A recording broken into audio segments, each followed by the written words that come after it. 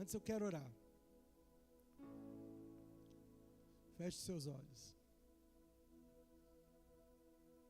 Senhor, eu repreendo agora todo espírito maligno oculto nesse lugar. Em nome de Jesus.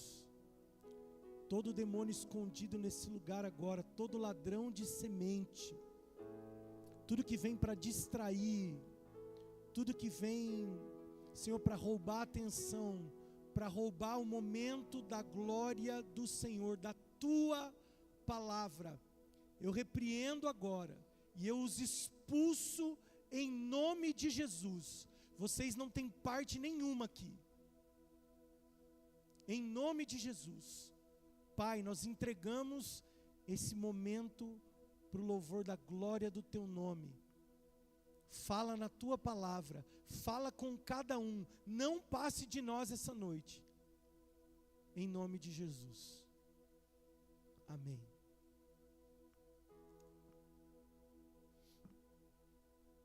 Amém?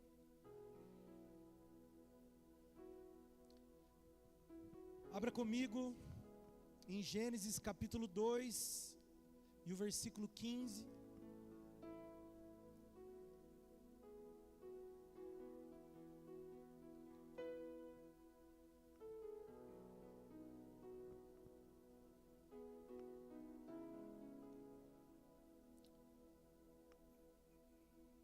Esse é fácil de achar, irmão. Se não achar, Gênesis 2, pode subir lá para a salinha das crianças. Você vai ser bem orientado. Gênesis 2,15. Quantos acharam?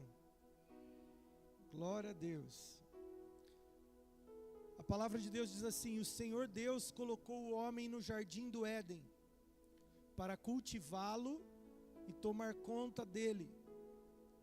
Mas o Senhor lhe ordenou: coma à vontade dos frutos de todas as árvores do jardim, exceto da árvore do conhecimento do bem e do mal. Se você comer desse fruto, com certeza morrerá. Amém. Pula para Gênesis 3 e o verso 17.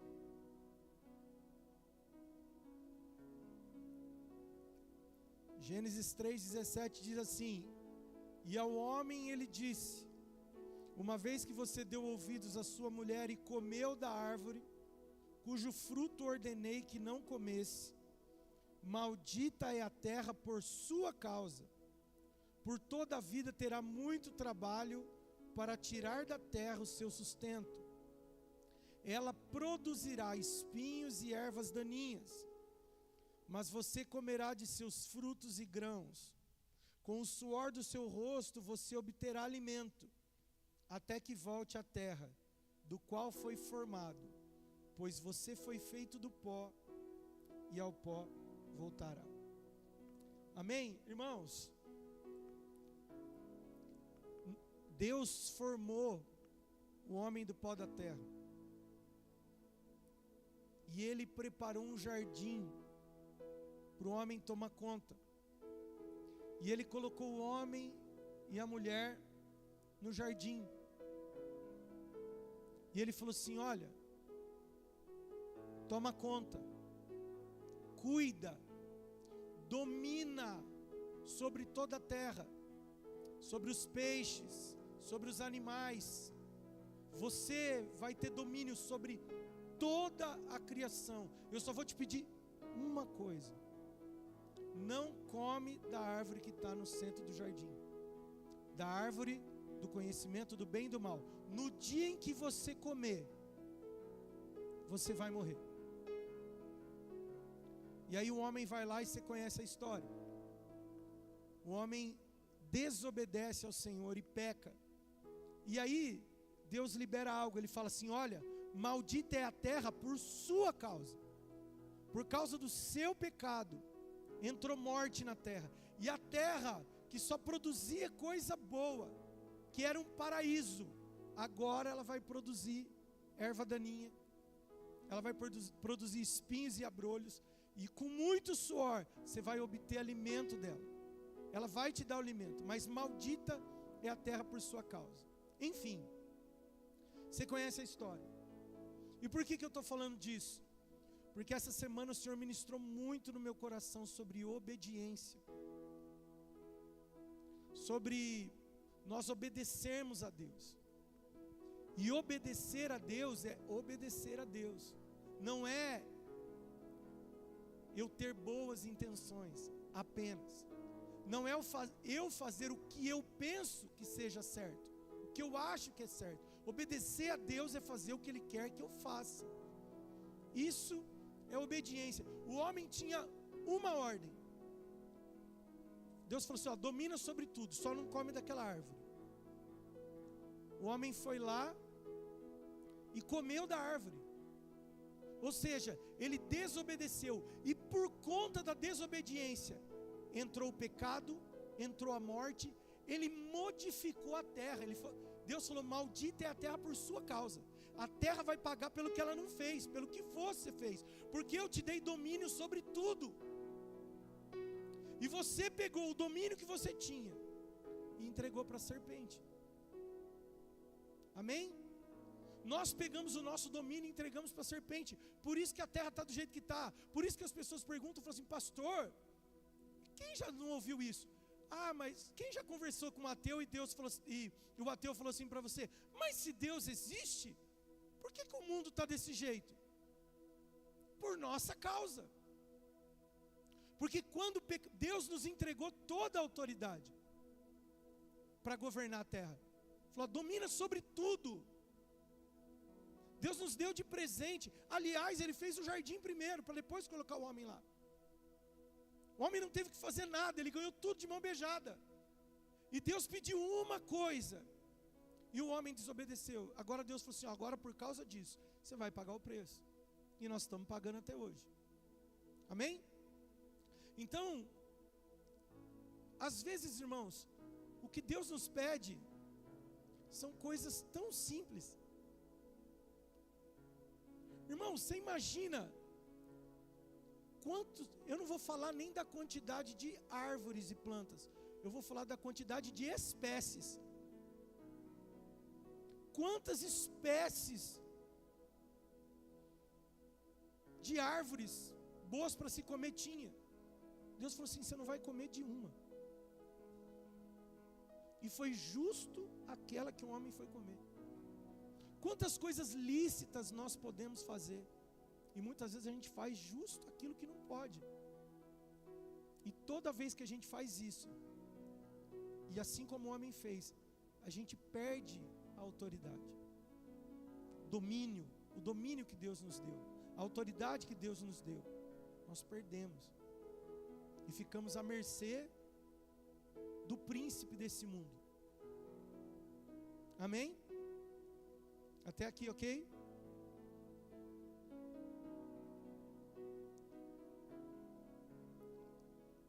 Abra comigo 2 Samuel capítulo 6.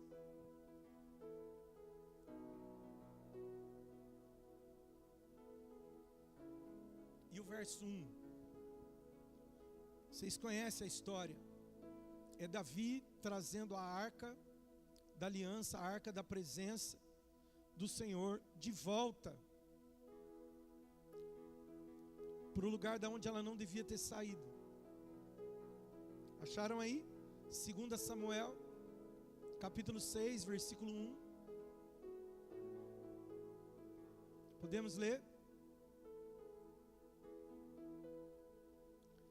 Diz assim, Davi reuniu novamente todos os melhores guerreiros de Israel, 30.000 ao todo, partiu com eles para Baalá de Judá, a fim de buscar a arca de Deus, junto à qual era invocado o nome do Senhor dos Exércitos, que está entronizado entre os querubins. Puseram a arca de Deus num carro novo e levaram a arca da casa de Abinadab, que ficava num monte. Saindo da casa, Uzá e Aiô, filhos de Abinadab, guiavam a carroça nova que transportava a arca de Deus. Aiô estava à frente da arca. Davi e todo o povo de Israel celebravam diante do Senhor, entoando cânticos e tocando todo tipo de instrumentos e músicas, liras, harpas, tamborins, chocalhos e símbolos. Quando chegaram à eira de Nacon, os bois tropeçaram, e Uzá estendeu a mão e segurou a arca. A ira do Senhor se acendeu contra Uzá, e Deus o feriu por causa disso, e ele morreu ali mesmo, ao lado da arca de Deus. Davi ficou indignado, porque a ira do Senhor irrompeu contra Uzá, e chamou aquele lugar de Pérez Uzá, como é conhecido até hoje. Davi teve medo do Senhor e perguntou: como poderei levar a arca do Senhor? Irmãos, a gente olha para esse texto e a gente... Quantos acham que a intenção de Davi era boa? Trazer a arca de volta para Jerusalém, para adorar a Deus. Quantos acham que é uma boa intenção? Quantos acham que ele fez o que era certo? Sim ou não? Sim. Ele estava cheio de boa intenção, cheio de boa vontade. Ele queria trazer a presença de Deus de volta para ser adorada. Reuniu o povo, 30.000 homens. Foi lá, buscou a arca, colocou em cima de um carro novo, um carro que eu acredito que ninguém tinha andado. Ele quis fazer algo bacana, algo diferente, colocou lá, em cima do carro, chamou o povo, louvor, adoração, tinha música, dança, alegria, adorando ao Senhor, trazendo a presença de Deus de volta. Era uma coisa maravilhosa, sim ou não? Mas ele não obedeceu ao Senhor, porque a Bíblia vai dizer que a arca tinha que ser carregada pelos levitas, nos ombros. Era isso que estava escrito na lei de Deus, que ela tinha que ser carregada nos ombros, pelos levitas. E ele fez o quê? Fez um modo diferente, fez do que ele achou que era legal. Você não está identificando nada, não? Não parece a gente? A gente está cheio de boa intenção. A gente quer fazer as coisas para Deus. Eu acredito, irmãos, que Davi fez o que ele achou que era melhor. Ele falou: vou colocar essa arca num carro novo. De repente, se fosse nos dias de hoje, ele poderia ter comprado um carro zero, conversível, e colocado a arca no banco de trás, e o povo em volta do carro, adorando, tocando música, dançando. De repente ele queria até colocar um lacinho na arca. Mas não era o jeito que Deus estabeleceu. Não adianta a gente fazer as coisas de Deus do nosso jeito. Você reparou que tudo é do nosso jeito? Reparou? Estava falando com os meninos aqui, antes de começar o culto. Às vezes, irmãos, é só uma conjectura para você poder entender a minha ideia. Quem falou que a oferta tem que ser antes da palavra?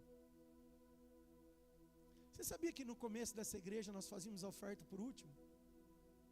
Ficamos anos assim, aí depois o Senhor nos deu uma direção de mudar e fazer dessa forma. Que tinha muita gente que falava assim: poxa pastor, às vezes eu tenho que sair correndo do culto, eu acabo não ofertando, porque a gente orava primeiro, tinha um momento, tinha pessoas que iam embora e falavam assim: eu não consigo ofertar. E aí eu fui orar ao Senhor, o Senhor falou: pode mudar. Mas isso não quer dizer que tem que ser para sempre. Por que o modelo tem que ser assim? Lembra que eu já falei para vocês? Por que a gente não pode obedecer a Deus em tudo?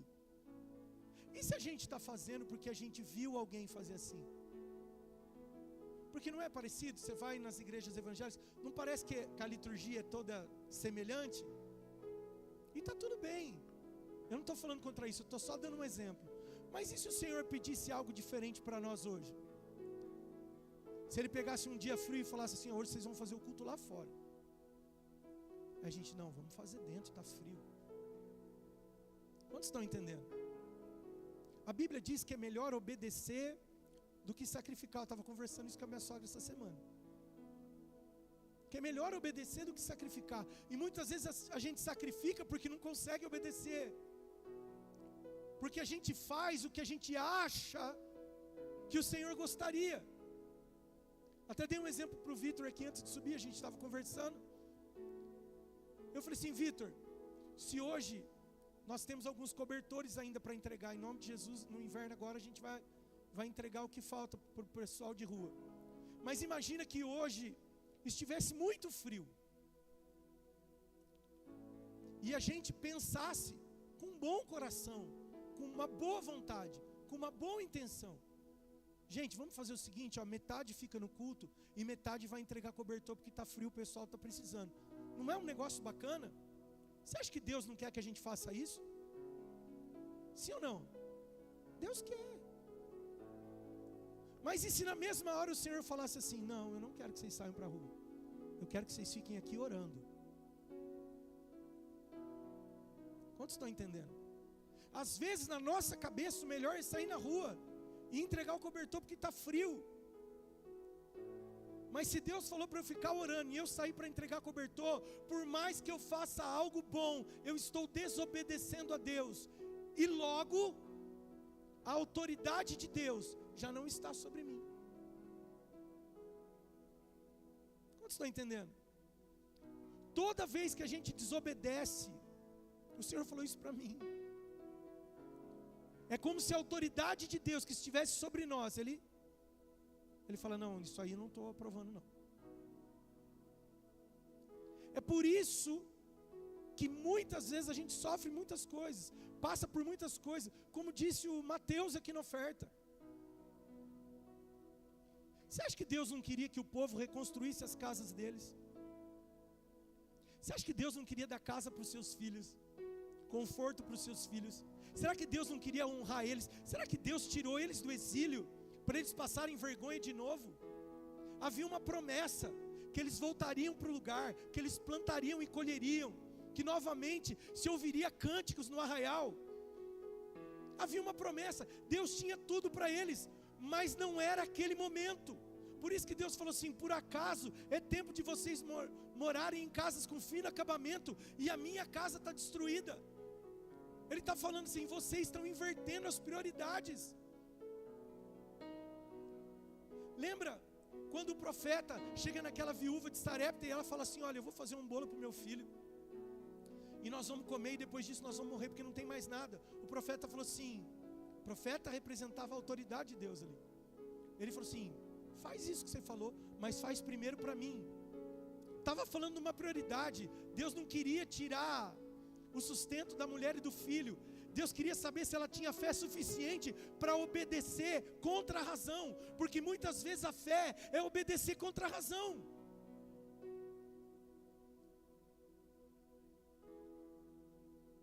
Quantos estão compreendendo? Amém? Aí Davi vai lá, coloca a arca num carro novo, os bois tropeçam, aquele homem coloca a mão e é subitamente fulminado. E Davi fica indignado. E mais indignado fica a gente, lendo. Porque depois que acontece tudo, aí ele vai consultar Deus. Ele fica com medo. O mesmo sentimento que Adão teve no jardim. Senhor, eu me escondi porque eu vi os teus passos e eu vi que eu estava nu. Mas quem falou que você estava nu? Por que você não estava lá no lugar do nosso encontro? A desobediência, ela traz medo, ela traz vergonha, ela faz a gente se esconder, ela nos tira a autoridade, ela muda o curso das coisas, ela amaldiçoa a terra.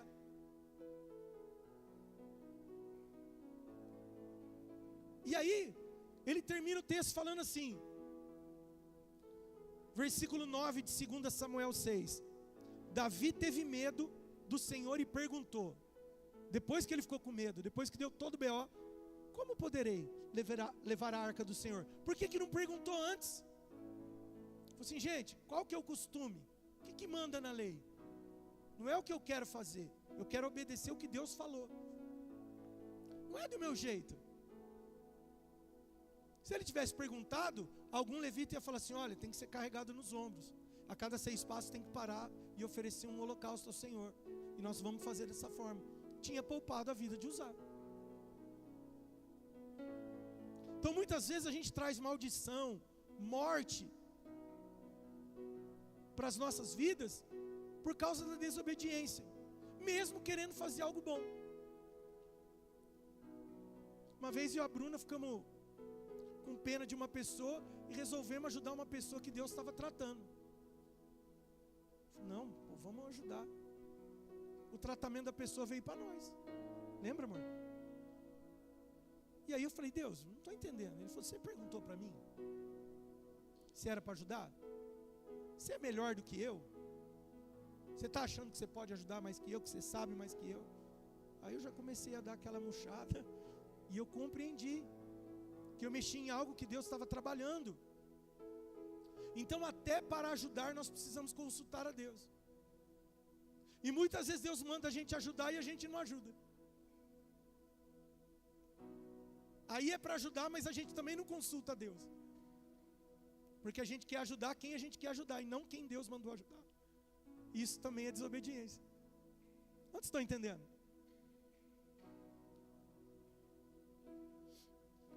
Agora abre comigo. Volta aí um pouquinho. Agora não é 2 Samuel 6, é 1 Samuel 6. Um livro antes, o mesmo capítulo e o mesmo versículo. Seria uma cristocidência? Podemos ler? Diz assim: ao todo, a arca do Senhor permaneceu 7 meses em território filisteu.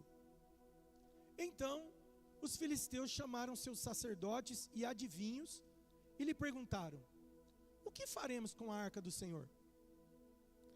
Digam-nos como devemos mandá-la de volta para a sua própria terra. Versículo 7.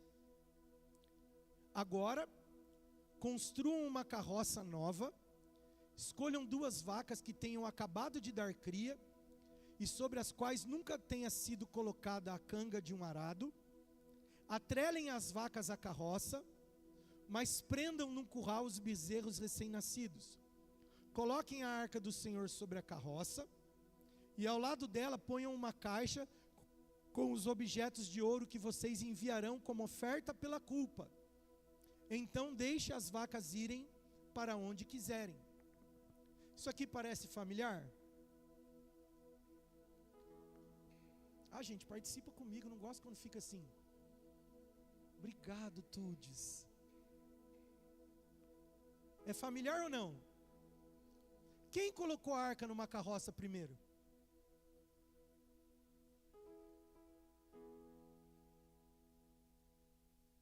Os filisteus que colocaram a arca numa carroça. Pega uma carroça nova, põe a arca. Eu vou te passar o contexto para você entender. Os filisteus atacaram o povo de Israel quando Eli era o sacerdote. Lembram de Eli? E os filhos de Eli? Os filhos de Eli estavam pisando na bola. E Deus estava alertando, ó, cuida dos seus filhos aí. Eles estão fazendo coisa errada. Eli já estava velho, já estava meio cego, estava naquela situação. Os filisteus fizeram o quê? Atacaram, roubaram a arca de Deus, levaram embora a presença. Na hora que Eli fica sabendo, ele cai da cadeira e morre, que já estava velho, pesado, cego. Levou um tombo, se Deus quiser, calma aí, eu só estou velho e não estou tão pesado e não estou cego, ainda dá. Ainda há esperança. Ele cai quando fica sabendo que a arca é levada, que os filhos foram mortos, que Israel perdeu a batalha, que a presença, que a arca que simbolizava a presença foi levada embora. E aí ele cai e morre. A arca fica com os filisteus 7 meses. Nos 7 meses que a presença de Deus ficou lá, Deus causou no arraial dos caras. Arrebentou com os deuses deles. Cortou os braços de Dagon, a cabeça, fez um regaço na terra dos caras. E aí o que esses caras queriam? Eles falaram assim, pô, Deus está castigando porque nós pegamos a arca. eles estavam vendo uma maneira de enviar a arca de volta para a terra. Aí os caras chamam quem? Feiticeiro, adivinho. Entende? Aí os feiticeiros dos filisteus falam assim: coloca a arca numa carroça nova, manda uma oferta pela culpa, reconhecendo a nossa culpa. Aí o adivinho, depois se você for ler o texto, ele fala assim: quem sabe o Senhor não tem misericórdia e para de arrebentar com vocês. É esse o contexto. Eles põem numa carroça e mandam. Aí Davi, um homem segundo o coração de Deus, com todo o povo, mais de 30 mil negros. Como que nós vamos levar a arca? Rapaz, vamos dar uma olhada no que os filisteus estão fazendo. Você já pegou, né? Eles copiaram um modelo de feiticeiro, cara. E agora eu vou falar um negócio. Você fala assim pro seu irmão: não conta para ninguém.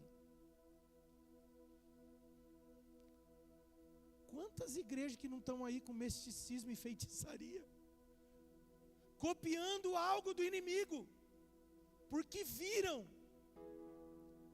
Lembra? Moisés jogava o cajado, ele falou assim: os meus feiticeiros fazem isso também. Aí chegou uma hora que não conseguiram copiar mais. Quantos estão entendendo? Diga amém. Quantas vezes a gente copia modelo do mundo?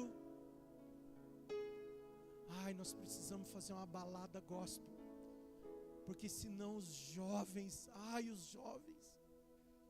Não, nós precisamos pregar a palavra. E o Espírito que convence, nós não precisamos fazer nada. Aí a gente desobedece a Deus numa boa intenção. Vamos atrair as pessoas. Então como que nós vamos atrair as pessoas? A igreja está meio vazia. Olha, vamos fazer uma campanha da prosperidade. 7 domingos nós vamos fazer o corredor do sal. Você vai passar no meio do sal, com a sua cartela na mão, e no final, aquele seu sonho, Deus... Aonde nós estamos vendo isso, velho? Nós estamos copiando a carroça dos filisteus. E aí eu estou debaixo de desobediência, minha autoridade foi embora. E o diabo tem autoridade para bagunçar. Quantos estão entendendo disso? Amém. Amém.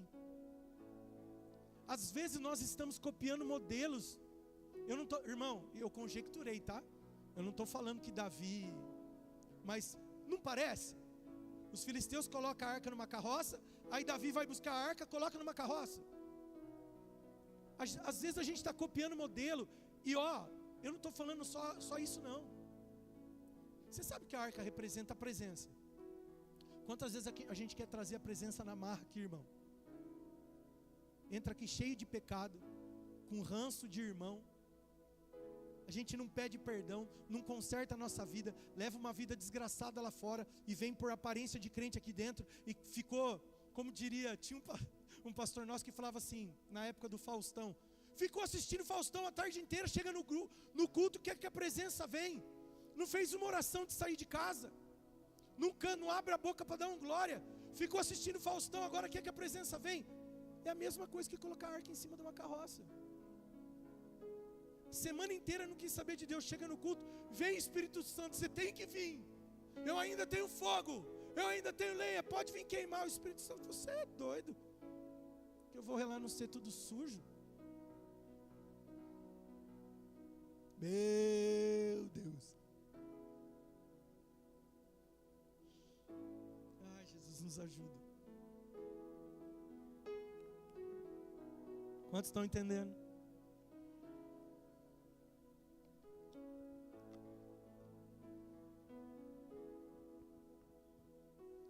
Tá, pastor? Agora você já mostrou o que é desobediência. E mostrou que muitas vezes a gente copia modelos que a gente viu os outros fazer, e isso não é obediência.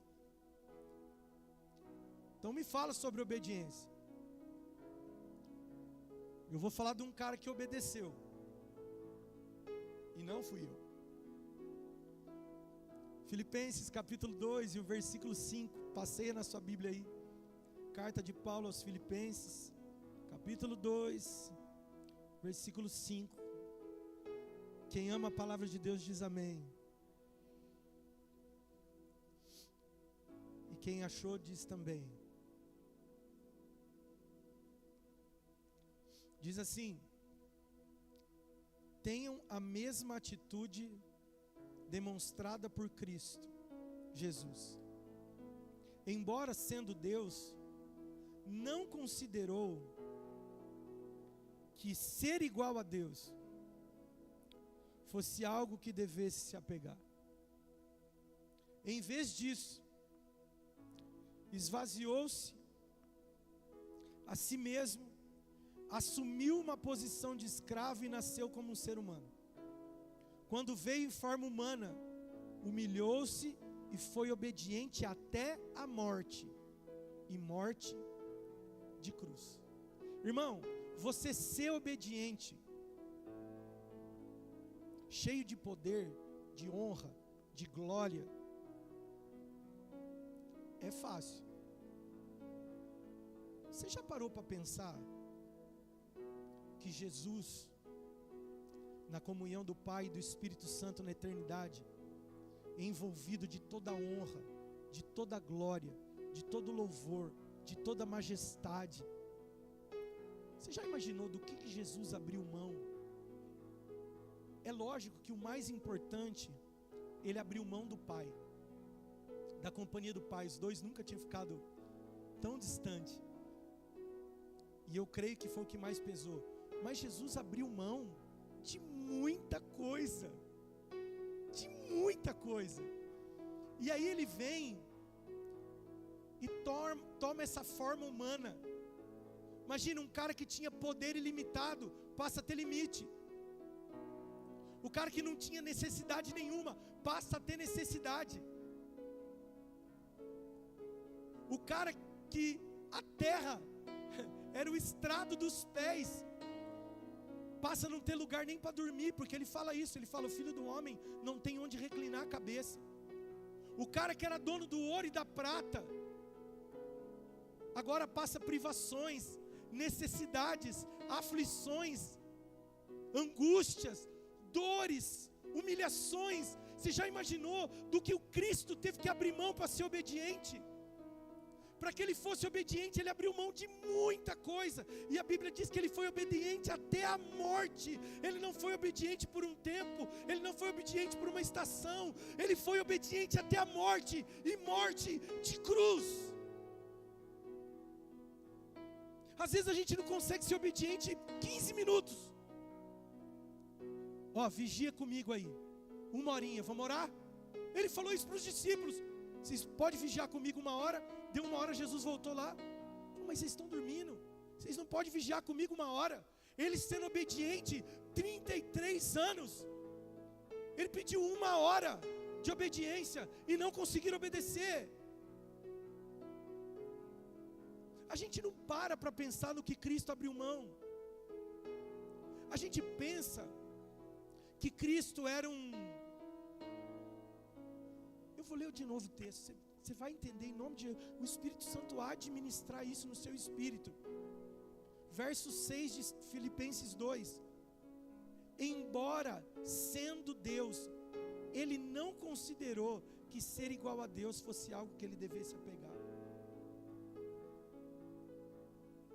Ele podia, mas não fez.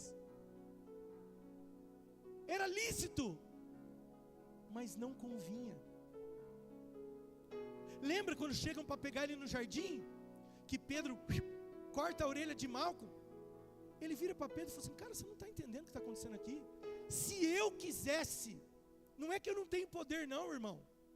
Se eu quisesse, eu falava com meu pai agora, e ele mandava legiões e legiões de anjos aqui. Eu não ia nem precisar fazer nada.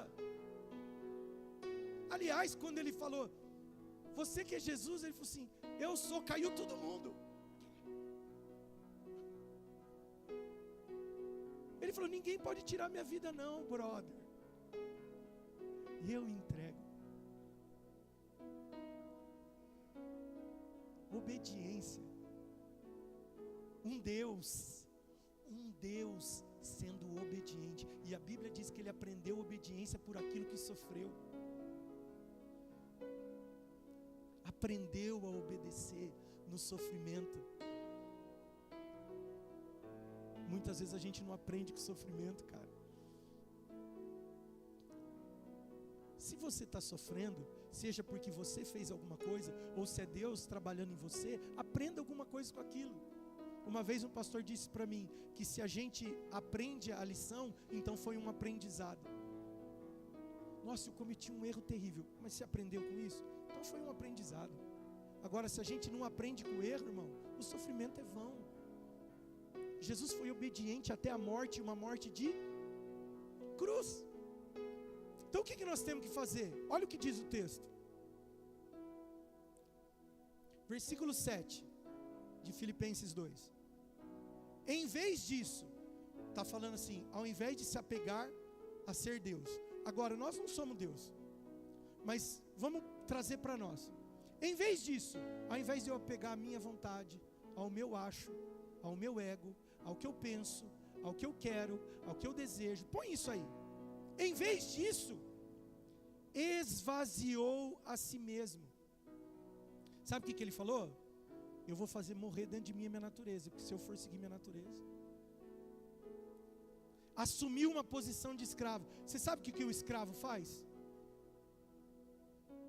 Ele faz o quê? Boa, mãe. O escravo, ele obedece o Senhor. Você já viu um senhor chegar para o escravo e falar assim, vai arar a terra? Ele, não vou. Eu acho melhor eu plantar... Eu acho melhor plantar coquinho. O escravo, ele faz o que o Senhor manda. O que Jesus fez? Esvaziou. Falou, agora eu sou escravo. O que meu pai pedir, eu vou fazer, não vou questionar. É isso que a gente tem que fazer para obedecer a Deus. O que está gritando dentro de mim? Deus mandou eu fazer algo, mas dentro de mim está... Perdoa o fulano. Ah, Senhor, você não sabe o que ele fez. Ele passou com o carro em cima de mim, Senhor. E quando ele viu que eu estava levantando, ele deu ré, passou de novo.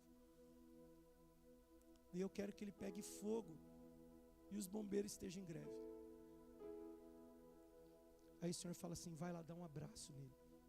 Fala que ele é muito amado. Você fala, Senhor, o Senhor está de brincadeira. O Senhor não deve estar num bom dia. E aí a gente faz o quê? A gente fica achando desculpa. E o pior de tudo é aqueles que usa a palavra para dar desculpa. Mas o Senhor falou que não deve se jogar pérolas para os porcos. Deus mandou, vai lá e faz, irmão. Assim que é obediência. Não estou falando que você deve jogar pérola para os porcos. Mas se Deus mandou, faz o que ele... Não faz o que está na sua cabeça. Porque a chance da gente fazer o que está na nossa cabeça é muito grande. Vou usar o exemplo que o Vitor deu para mim na hora que eu estava falando com ele aqui. Deus mandou Jonas ir para Nínive. Sim ou não? Ele pega o barco e vai para Tarsis. Que tipo de obediência é essa? Jonas não queria pregar em Nínive porque Nínive era uma cidade que tinha machucado muito o povo dele. E a questão era pessoal, irmão. Não era nem de obedecer a Deus. É que nem Deus mandar você pregar para uma pessoa que te fez muito mal. Você fala, não vou. Usa o outro, Senhor. Usa a Thaís. Eu não vou. Usa o Wallace. Ele pediu para você, vai. Não interessa fazer o quê? Nós somos escravos. Se esvazia de si, vai. Pedro tinha a mesma situação. Qual que era o problema de Pedro? Pedro não gostava do gentio, sim ou não? Não era muito chegado. E Deus mandou ele pregar para Cornélio, que era um gentio. E Pedro tinha ainda os problemas com as comidas lá que você sabe. Deus teve que mostrar um lençol descendo com todas as comidas. E ele falou, não chama de impuro aquilo que eu santifiquei. Pode sentar na mesa com os caras e comer. Eu acho que ele não queria ir. Se Deus não mostra, se Deus não fala, ele não, mas ele foi. Deus mandou, ele foi, ué. Aí ele pregou lá, os caras foram. Ele não tinha terminado a pregação, o povo ficou cheio do Espírito Santo. Ele falou assim, falou pro companheiro dele de jornada, falou: rapaz, os caras estão falando língua estranha aqui, os caras que nem nós. Deus não faz acepção deles, não, é lá. Olhou, viu o Vitão virando pirueta, fazendo aviãozinho. Os caras é crente também. Obedeceu. Jesus obedeceu até a morte. Morte de cruz. É o maior exemplo de obediência a Jesus. Ah, mas no jardim ele falou: pai, se possível. Ué. Ele era homem, era humano. Senhor, se possível, eu não quero pregar para aquela pessoa, não. Mas todavia não seja feita a minha vontade, seja a sua. Quantos estão entendendo? Não devemos copiar os modelos, irmãos. A gente tem que obedecer a Deus. Eu falei: Deus, eu quero muito te obedecer. É difícil, irmão. Não pensa que eu estou falando para vocês com um ar de superioridade de quem consegue. É difícil demais. Eu estou no mesmo barco que vocês, no mesmo. É super difícil. A gente confunde a vontade de Deus com a nossa. Às vezes o nosso eu grita tão alto que a gente acha que é Deus e ainda fala: Deus mandou. E Deus não mandou. Só que tem coisas que o Deus fala. Faça isso. A gente tinha que se esvaziar e obedecer na hora, porque corre o risco da gente não obedecer.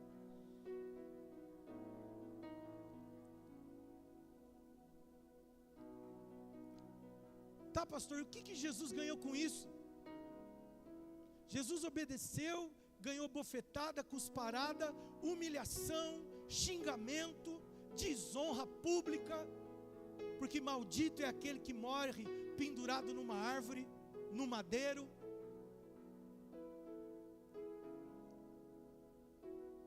O resultado da obediência genuína é esse. Versículo 9 de Filipenses 2. Por isso, por quê? Porque ele foi obediente até a morte e morte de cruz. Por isso, Deus o elevou ao lugar de mais alta honra e lhe deu um nome que está acima de todos os nomes, para que ao nome de Jesus todo joelho se dobre nos céus, na terra e debaixo da terra, e toda língua declare que Jesus Cristo é Senhor, para a glória de Deus Pai.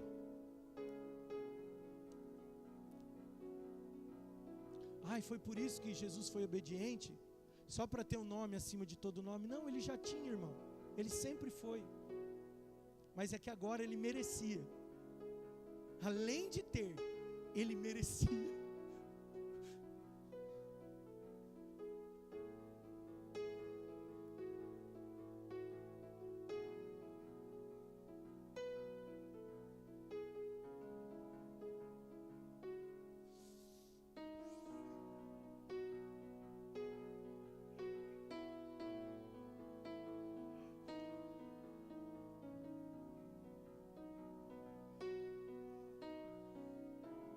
Além de merecer, além de ter, ele merecia. Que é a honra de Deus. Nós queremos tanto ser honrados, reconhecidos. A nossa alma deseja isso. Às vezes o que a gente quer é só reconhecimento. A gente quer nem recompensa, mas a gente quer que alguém olhe para nós e fale: poxa, quer isso de maneira legítima, de maneira não fraudulenta? Esvazie-se, obedeça até a morte. Se tiver que morrer pela causa, morra. Obedeça. Foi isso que Jesus fez. E ele mereceu ter um nome que está acima de todos os nomes, ao qual todo joelho se dobra no céu, na terra e debaixo da terra.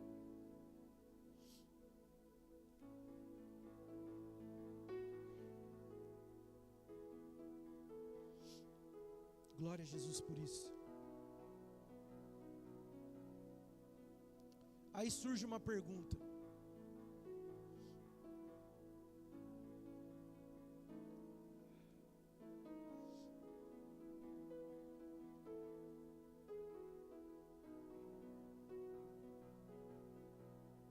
Toda autoridade é de Jesus, sim ou não? Mateus 28, quando ele vai enviar os discípulos, o que ele fala? Toda autoridade me foi dada. E agora eu libero essa autoridade sobre vocês. Vão. Toda a autoridade de Jesus, olha como ele restaurou as coisas do Éden, irmão. A autoridade perdida lá no Éden, Jesus reconquistou na cruz. A Bíblia diz que ele expôs publicamente os demônios. Quando ele estava morrendo na cruz, que parecia uma derrota, ele estava expondo o inferno. É como se ele estivesse falando assim: ganhei de você, de você, de você, de você, de você, da morte, do inferno. Porque a Bíblia diz que até então, quem tinha o poder da morte era Satanás. Deus entregou para ele por causa do que o homem fez. Ele tinha o poder da morte. Aliás, tem um versículo que fala disso. Você lembra? Que diz que o diabo tinha o poder da morte? Hebreus? Não sei, eu vou... tá na Bíblia. Vocês procuram aí, que tá, não é invenção. Que diz que o poder da morte estava com o diabo. Quando Jesus morre, ele tira as chaves da morte e do inferno. Então, ele não tem poder sobre nada. E Jesus, quando libera a autoridade sobre nós, a autoridade é restaurada. Nós temos a nossa autoridade de novo para lutar contra o inimigo. Jesus falou: eu ganhei, eu reparto com vocês. E aí a gente pode enfrentar o inimigo com a autoridade de Cristo. Recuperamos aquilo que havia perdido. E aí você vai se perguntar assim: calma aí, pastor, se toda a autoridade é de Jesus, toda a autoridade está com Ele, com que autoridade o diabo faz o que faz?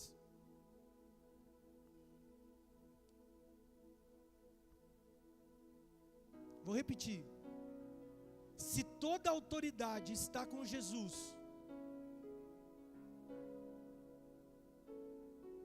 por que o diabo consegue fazer o que ele faz? E muitas vezes nas nossas vidas, pessoas que têm o Espírito Santo morando dentro.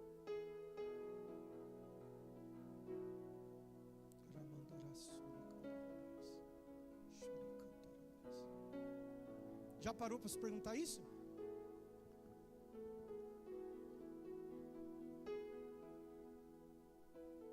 Já estou terminando. Abre a carta aos Efésios, por favor. Capítulo 2 e o verso 1.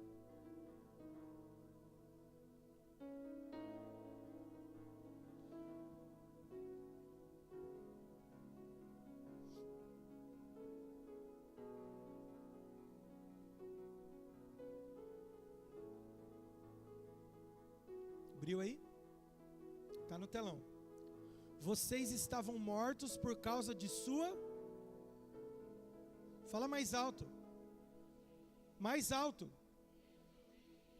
E dos seus muitos pecados, nos quais costumavam viver, como o resto do mundo, obedecendo ao comandante dos poderes do mundo invisível. Ele é o Espírito que opera no coração dos que recusam a obedecer. Quem que é o Espírito que opera no coração dos desobedientes? O próprio. Não sei do que você chama ele, mas é ele mesmo. Ele é o Espírito que opera naqueles que se recusam a obedecer, ou seja, estão em desobediência. Então, Deus nos tirou da desobediência. e nos transportou para a autoridade de Jesus debaixo da obediência. Quando eu não obedeço, eu vou ler outro versículo aqui. Pula comigo. Efésios mesmo, capítulo 5.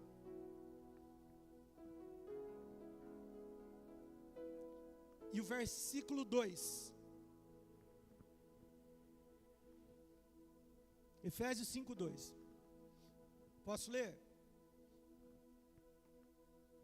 Diz assim, ó: vivam em amor, seguindo o exemplo de Cristo, que nos amou e se entregou por nós como oferta e sacrifício de aroma agradável a Deus. Que não haja entre vocês imoralidade sexual, impureza ou ganância. Esses pecados não têm lugar no meio do povo santo. As histórias obscenas, as conversas tolas, as piadas vulgares não são para vocês.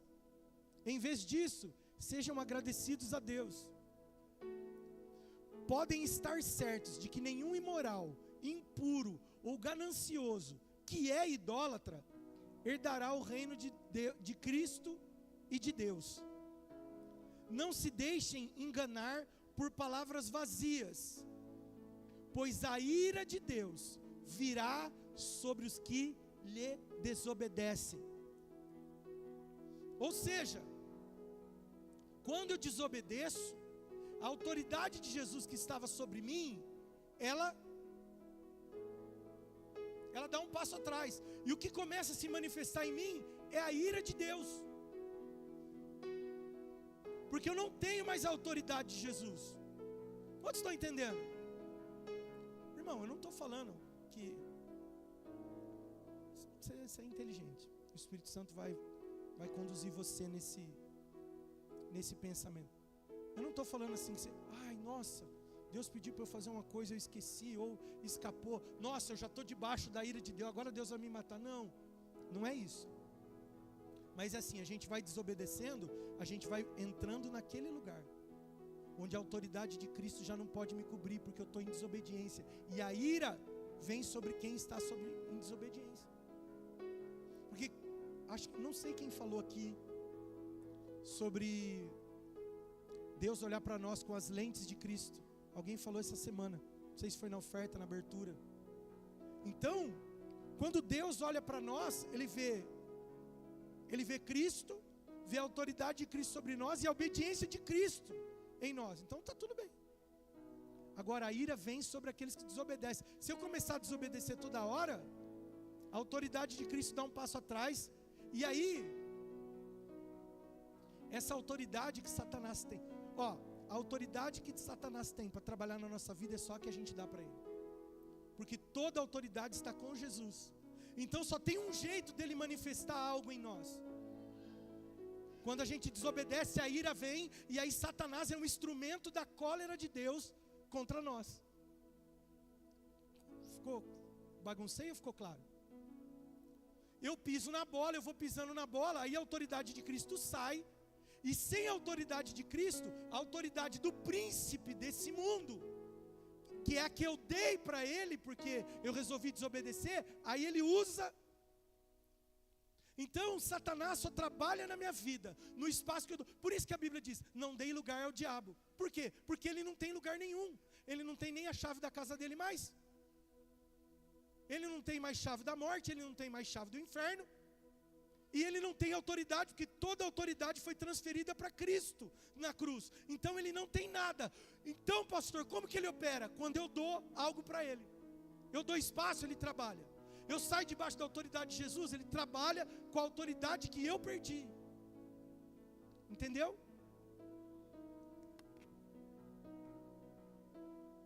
Agora vamos falar de coisa boa para terminar. Acho que você já entendeu. Desobediência.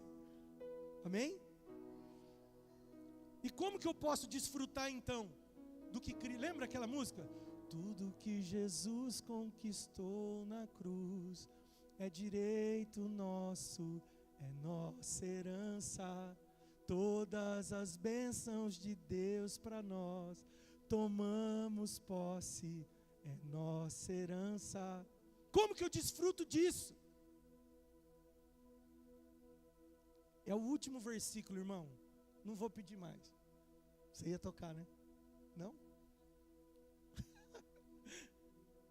Abre comigo. Tiago, capítulo 4, verso 7. E aí a gente termina.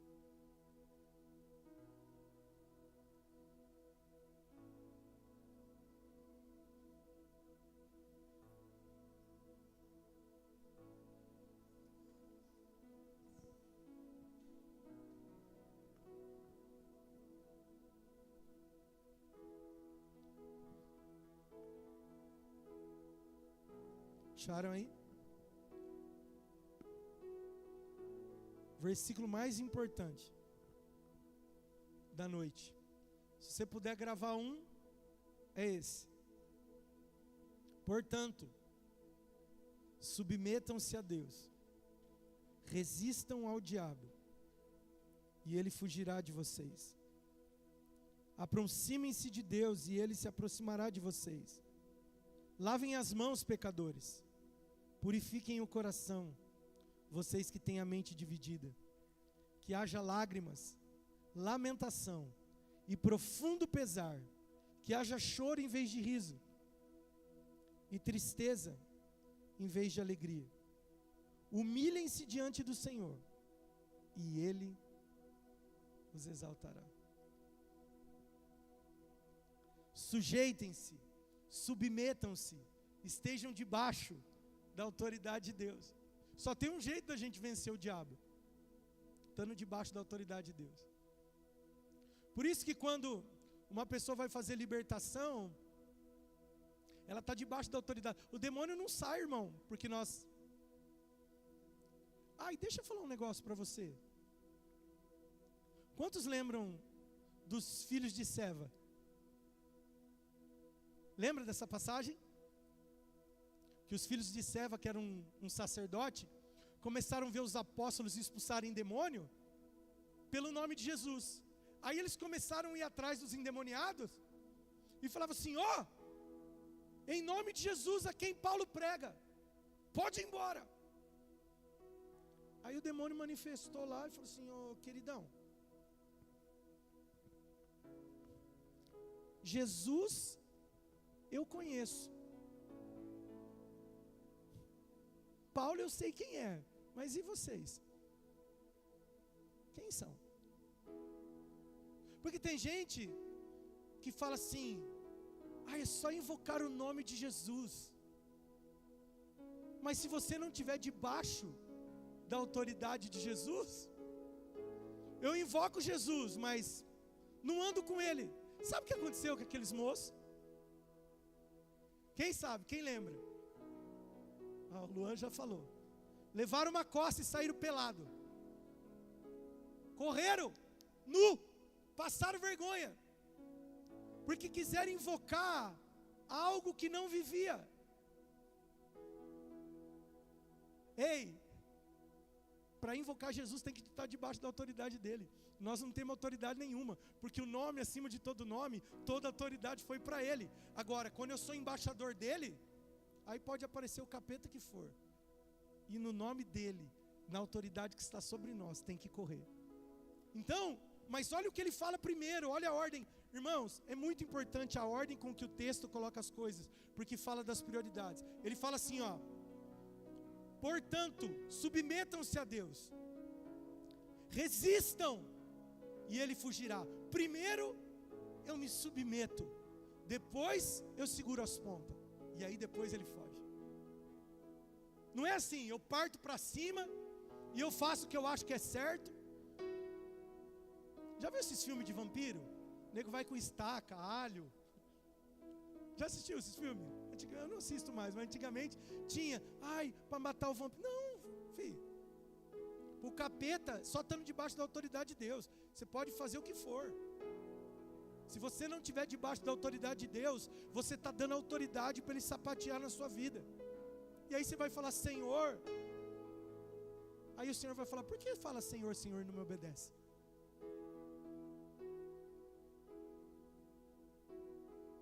Quer saber o título dessa mensagem? Vou até falar, porque depois a Thaís já coloca lá. Pessoal da mídia: obediência um caminho para a autoridade.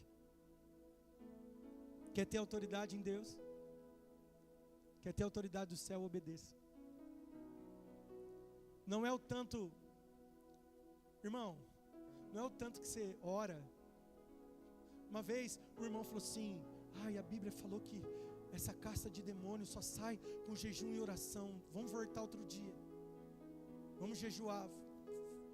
Não que você não tem que jejuar e orar, mas se você jejuar e orar e não tiver sujeito a Deus, se você é um desobediente nas coisas que Deus lhe pede, nas pequenas renúncias, na sua jornada, você não vai ter autoridade. E aí Satanás pode estar sapateando na sua vida aí. E o pior, de muitos crentes. Sabe por quê? Porque a gente está que nem Davi, copiando o modelo dos filisteus, carregando a presença que é para ser carregada aqui, ó, carregando de qualquer jeito, fazendo da presença algo comum. Sujeitem-se, pois, a Deus, resistam ao diabo e ele fugirá de vós. Que o Senhor possa nos fazer uma igreja obediente, uma igreja que Ele vai falar e nós vamos obedecer. Irmãos, poucas pessoas falam, mas uma das pessoas que eu admiro é José, pai de Jesus, que foi pai de Jesus aqui na terra. Sabe como que Deus falava com ele? Por sonho. Deus falava no sonho: pega o menino e some. Vamos embora. Pega o menino e volta. Aconteceu alguma coisa no meio de caminho, mudança de planos. E você vê que Deus dava um passo de cada vez. Você vê que quando ele foi chamar Jeremias, ele fala: Jeremias, desce à casa do oleiro, lá eu vou falar com você. Chega lá, Deus não fala, Deus mostra. Ele vê o oleiro trabalhando na roda. Ele já entendeu. E aí Deus pergunta: Jeremias, o que você vê? Eu vejo uma vara de amendoeira. Viste bem, porque eu zelo pela minha palavra para fazê-la cumprir. Se ele tivesse falado assim: eu vejo uma árvore de amendoeira, ele falou: cara, você aumentou. Não tem os profetas que aumentam? Não, cara, é o que Deus falou. O que você viu? Eu vi uma varinha de amendoeira. Viste bem, testei você. Te mostrei uma coisa pequena. Se você obedecer na pequena, eu vou te mostrar as grandes. Simples. Obediência. Se nós voltarmos a ser uma igreja obediente, Deus vai voltar a fazer as coisas que Ele fazia. Não interessa. Meu pai falava isso para mim, e ele falava isso quando ele nem era crente ainda. Ele falava assim: de boa intenção, o inferno está cheio. Lembra, mãe? Não adianta ter boa intenção. Obedece. O que Deus mandou? Faz o que Ele mandou. Nem a mais, nem a menos. Seja o seu sim, sim, o seu não, não. O que passar disso, vem do maligno. Vamos orar para sermos obedientes, para que a gente possa estar debaixo da autoridade de Jesus, porque Ele tem toda, não sobrou nada para o diabo. Ai, o diabo se levantou. Se ele se levantou foi porque a gente deixou, porque ele não tem nem a chave da casa dele. Sabe? Não é a nossa oração, o nosso muito cantar, é a autoridade. Tinha demônio que Jesus chegava, os caras já se manifestavam. O que você veio fazer aqui? Não está no seu tempo ainda?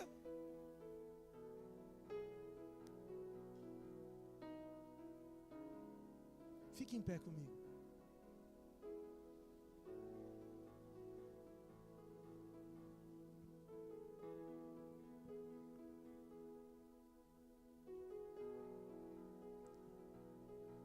Que a gente possa obedecer, irmãos.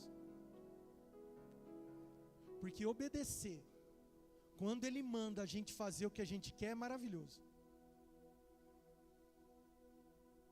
Quero abrir uma empresa, vai lá. Quero namorar, pode ir. Estou nesse negócio. O duro é quando a gente fala assim: Senhor, e isso? Ele: não. Senhor, mas não. mas não. Aí é difícil, irmão. Meu Deus do céu. Senhor Jesus, nós estamos diante da Tua palavra e da Sua gloriosa presença. E eu acho que a coisa mais difícil para nós, Deus, e acho que eu posso falar por todos, é obedecer. Porque muitas vezes a gente confunde a Sua voz com o nosso ego. Confunde a Sua voz com a voz do inimigo. Às vezes o Senhor manda a gente fazer coisas que a gente não quer fazer, então a gente dá desculpa. E às vezes a gente usa até a Sua palavra para se eximir de obrigações, responsabilidades e outras coisas. Mas nessa noite, assim como eu pedi para o ladrão de semente, para que ele não roubasse essa mensagem, eu quero pedir para que o Senhor coloque no nosso coração, na nossa mente, no nosso ouvido, Senhor, coloca uma blinda, com uma proteção, com um discernimento, de modo que, ao ouvir a Sua voz, a gente possa lembrar de você se esvaziando, se tornando um escravo por obediência a Deus, e uma obediência que te levou à morte, uma morte terrível. Porque através dessa obediência, nós vamos ter autoridade contra o adversário das nossas almas, porque ele não é seu adversário, porque ele não pode lutar com você. O adversário dele somos nós. E nessa noite eu peço, capacita cada um dos meus irmãos a te obedecer, porque é muito difícil. Que a gente comece a ter filtros nos nossos sentimentos, emoções, desejos, vontades, na nossa mente, no nosso coração e no nosso espírito, para a gente saber aquilo que o Senhor está requerendo de nós, para esse tempo, para essa estação, para esse momento. E que a gente não coloque só as coisas grandes, mas decisões diárias. Decisões, Senhor, eu devo ir a este lugar, eu devo me sentar a essa mesa, eu devo andar com essas pessoas, eu devo fazer essa parceria. Senhor, nos ajuda a obedecer, para que a Sua autoridade esteja sempre sobre nós, e não sobre espaço, nem lugar, e nem autoridade nenhuma para o maligno. Quantas vezes a gente está sofrendo por decisões que tomamos, que nos fez desobedecer, e a Sua ira está sobre os filhos da desobediência. E muitas vezes Satanás ele pode requerer algumas coisas, porque nós entregamos, como Adão fez no Éden. Mas o último Adão, que foi Cristo, foi obediente até a morte e morte de cruz. Nos ensina a obedecer, Deus. Nos ensina a te honrar com a obediência, a te respeitar com a obediência. Sabe que o nosso ego, aquilo que a gente deseja, por mais cheio de boa intenção, eu imagino que Uzá tinha boa intenção, ele só não queria que a arca caísse no chão, ele queria proteger a arca, mas o Senhor não precisa que ninguém te proteja. Era preferível a arca cair no chão, porque ela ia cair na terra, e a terra foi o Senhor que fez, e ela só era maldita por nossa causa, do que eu tentar, com as minhas mãos, fazer algo que só pode fazer. Então nos ensina a obedecer, para que a Sua autoridade esteja sobre nós, para que o inimigo bata em retirada, e a gente avance como reino, para louvor e para a glória do Teu santo nome. Ajuda cada um de nós a perseverar em obediência, até que nós consigamos, até que venha aquele dia, onde o Senhor vai completar a boa obra, porque aquele que começou a boa obra é fiel para completar. Então, se o Senhor nos ajudou nos chamando, o Senhor vai nos ajudar a cumprir, porque é o Senhor que vai cumprir, em nome de Jesus. Eu quero obedecer, eu quero permanecer.